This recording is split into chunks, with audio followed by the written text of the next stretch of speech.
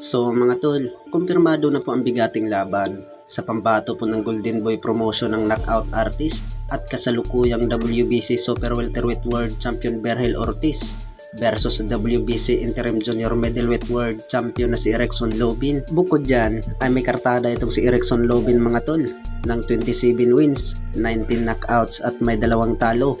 At si Berhel Ortiz mga tol ay may kartada itong 23 wins, 21 knockouts, wala pang talo. Magandang pupukan to mga tol dahil pareho itong malalakas. Ay kung sino po ang mananalo sa dalawa mga tol ay magiging mandatory po sa labanan nila ni Keith Thurman versus Fundora. Speaking of Keith Thurman and Sebastian Fundora mga tol, ay kumpirmado na din ang bigating laban na yan.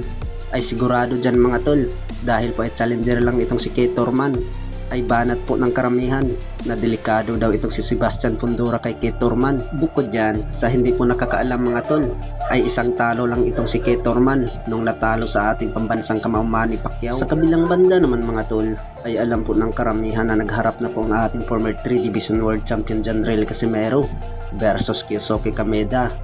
Ay banat po ng angas ng Pinas Janriel Casimero sa face-off. Ay patulugin daw niya itong si Kameda. At banat pa nga ng angas ng Pinas, magpustahan daw sila ni Kameda.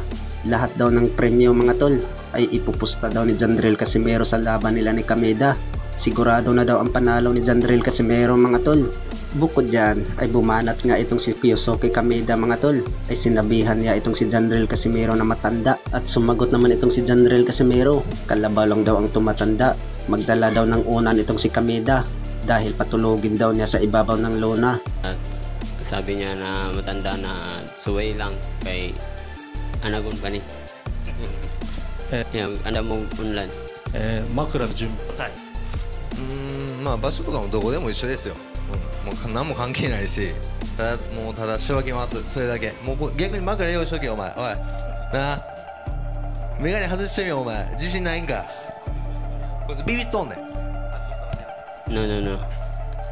Kami ni Kameda at hindi namin sasayangin to. At ayun, pagkatapos ng tapusin namin to yung laban niya, tapos mag-plan kami kung ano yung next fight namin or magiging 4th times world champion ulit tayo. Maraming salamat. Si Neri, alam ko naman na malakas siya, pero ang tagal niya makahuli ang tagal niya nahuli. Pagdating sa akin, madali lang yun. 8 liters to words lang to sa akin. Easy work lang. ネリとの Kay Picasso, magandang laban nila Picasso kasi puro sila Picasso. Siya hindi malakas, si Picasso hindi malakas. Puro walang lakas kaya walang nangyaring maganda na laban. Walang nabagsakan kasi hindi naman sila mga malalakas.